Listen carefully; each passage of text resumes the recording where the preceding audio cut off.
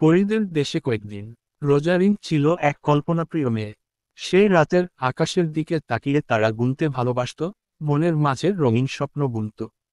সবচেয়ে বড় কথা, সে বিশ্বাস করত পরীদের অস্তিত্বে।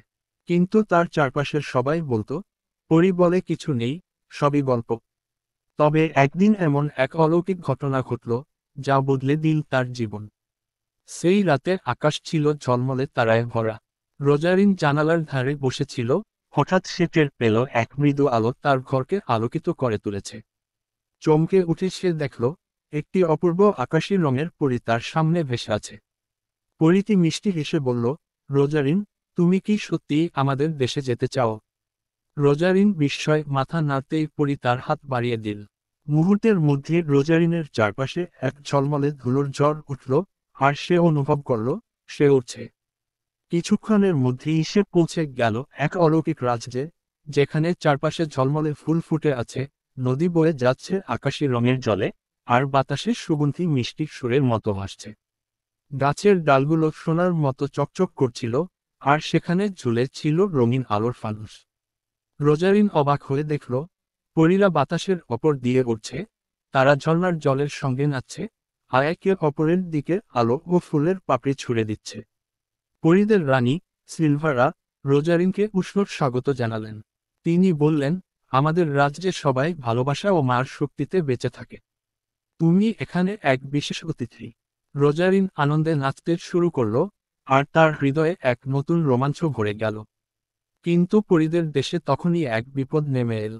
হঠাৎ আকাশে কালো মেঘ জমতে শুরু করল, আর ঠান্ডা হাওয়ার সঙ্গে ভেসে এল এক কর্কশ গলা। আলো এবার নিভে যাবে, তোমাদের জাদু আমি কেড়ে নেব। পরীরা আতঙ্কে একে অপরের দিকে তাকালো। রানী সিলভারা বললেন, এটি ছায়াপিশাচ, যে আমাদের রাজ্যের আলো চুরি করতে এসেছে। যদি আলো নিভে যায়, তবে আমাদের সব জাদু হারিয়ে যাবে। রোজারিন এগিয়ে এসে বলল, আমি সাহায্য করতে চাই। বলুন, কি করতে হবে? রানী এক সুন্দর জাদুকরী ফুল তুলে দিলেন, যার পাপড়ি থেকে সোনালি আলো ঝরে পড়ছিল।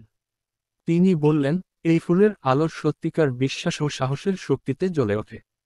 তুমি যদি সাহস নিয়ে এর সামনে দাঁড়াও, তবে অন্ধকার দূর হবে। রোজারিন সেই ফুল হাতে নিয়ে ছায়াপিশাচের সামনে দাঁড়ালো। তার ভয় হচ্ছিল, কিন্তু সে মনে মনে বলল, ভালোবাসা কখনো অন্ধকারের কাছে হার মানে না। ঠিক তখনই ফুল থেকে এক বিস্ময়কর আলো বেরিয়ে এল। সেই উজ্জ্বল আলো ছায়াপিশাচকে ঢেকে ফেলল, আর মুহূর্তের মধ্যে সে অদৃশ্য হয়ে গেল। পরীরা আনন্দে উল্লাস করল, তাদের রাজ্যে আলো ফিরে এলো। পরীরা খুশি হয়ে রোজারিনকে বলল, তুমি আমাদের বন্ধু, তুমি চাইলেই ফিরে আসতে পারবে। পরের মুহূর্তেই রোজারিন নিজেকে নিজের বিছানায় আবিষ্কার করল।